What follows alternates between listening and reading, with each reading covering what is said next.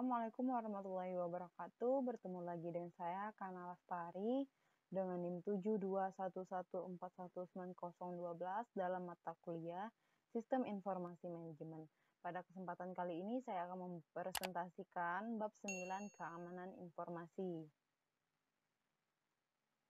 Keamanan informasi adalah upaya untuk menjamin kerahasiaan, ketersediaan, dan integritas suatu informasi, baik informasi yang bersifat fisik maupun virtual. Tujuan keamanan informasi ada 3, yang pertama kerahasiaan, yang kedua ketersediaan, dan yang ketiga integritas. Manajemen keamanan informasi adalah aktivitas untuk menjaga agar perusahaan dan sumber daya informasi tetap aman. Tolak ukur keamanan informasi adalah tingkat keamanan yang disarankan yang dalam keadaan normal harus menawarkan perlindungan yang cukup terhadap gangguan yang tidak terotorisasi. Ancaman. Ancaman keamanan informasi, information security threat, adalah orang, organisasi, mekanisme, atau peristiwa yang memiliki potensi untuk membahayakan sumber daya informasi perusahaan. Pada kenyataannya, ancaman dapat bersifat internal serta eksternal, dan dapat bersifat tidak sengaja maupun disengaja. Ancaman internal dan eksternal. Ancaman internal mencakup bukan hanya karyawan perusahaan, tetapi juga pekerja temporer, konsultan, kontraktor, dan bahkan mitra bisnis perusahaan tersebut.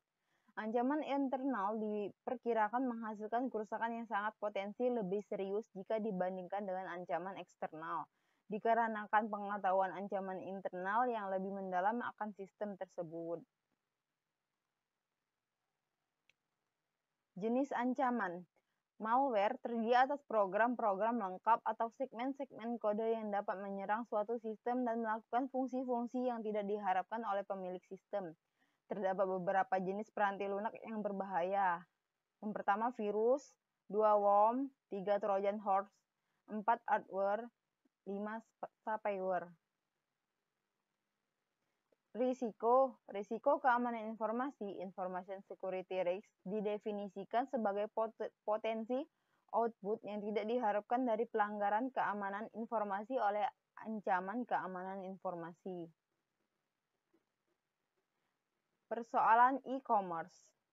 E-commerce perdagangan elektronik telah memperkenalkan suatu permasalahan keamanan baru. Masalah ini bukanlah perlindungan data, informasi, dan peranti lunak, tapi perlindungan dari pemalsuan kartu kredit. Untuk mengatasi masalah ini, perusahaan-perusahaan kartu kredit yang utama telah mengimplementasikan program yang ditunjukkan secara khusus untuk keamanan kartu kredit e-commerce.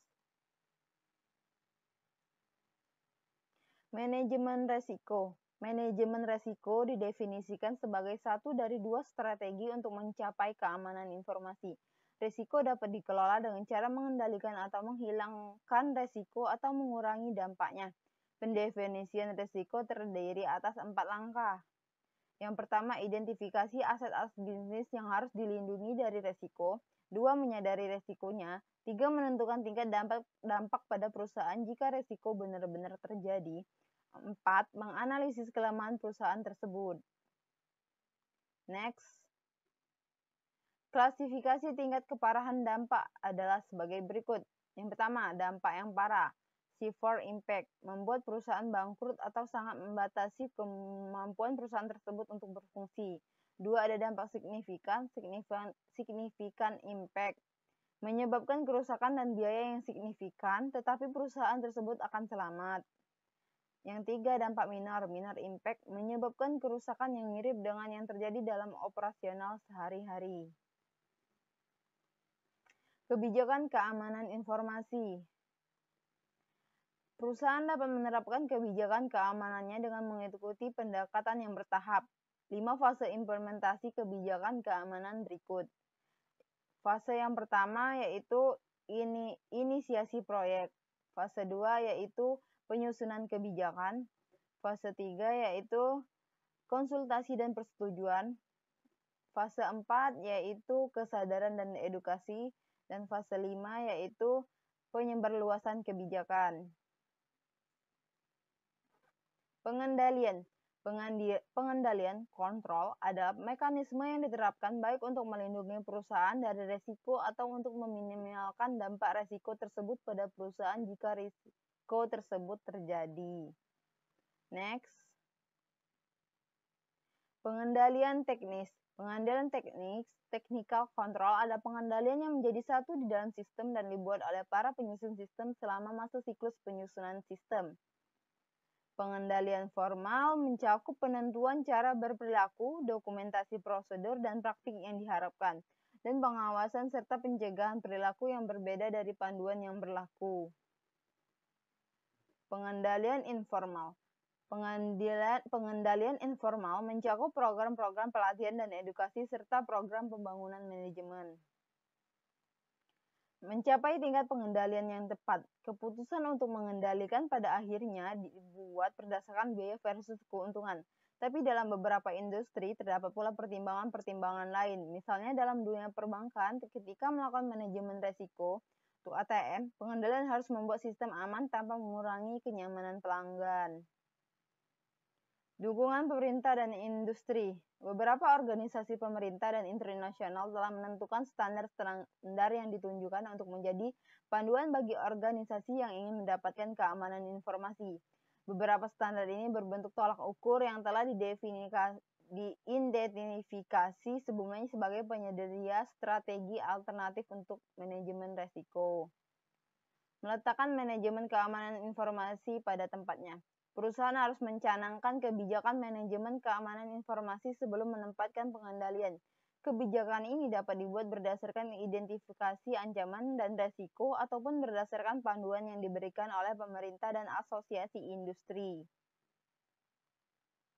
Manajemen keberlangsungan bisnis adalah aktivitas yang ditunjukkan untuk menentukan operasional setelah terjadi gangguan sistem informasi.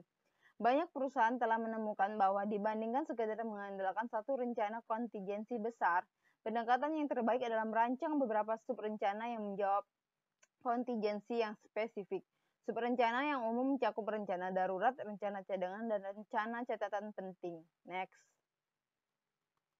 Rencana darurat menyebutkan cara yang akan menjaga keamanan karyawan jika bencana terjadi. Cara-cara ini mencakup sistem alarm, prosedur evakuasi, dan sistem pemadaman api.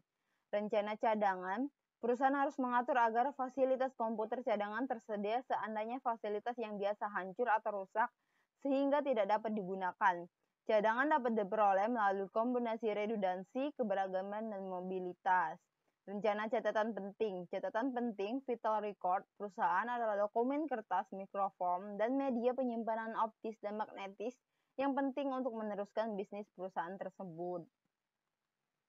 Meletakkan manajemen keberlangsungan bisnis pada tempatnya. Manajemen keberlangsungan bisnis merupakan salah satu bidang penggunaan komputer di mana kita dapat melihat perkembangan besar. Pada akhir 1980-an, hanya beberapa perusahaan yang memiliki rencana seperti itu, dan perusahaan jarang mengujinya. Sejak itu, banyak upaya telah dilaksanakan untuk mengembangkan perencanaan kontingensi dan banyak informasi serta bantuan telah tersedia. Mungkin cukup sekian presentasi dari saya. Apabila ada salah kata, saya mohon maaf. Semoga presentasi ini bisa bermanfaat untuk kita semua. Sekian dan terima kasih. Wassalamualaikum warahmatullahi wabarakatuh.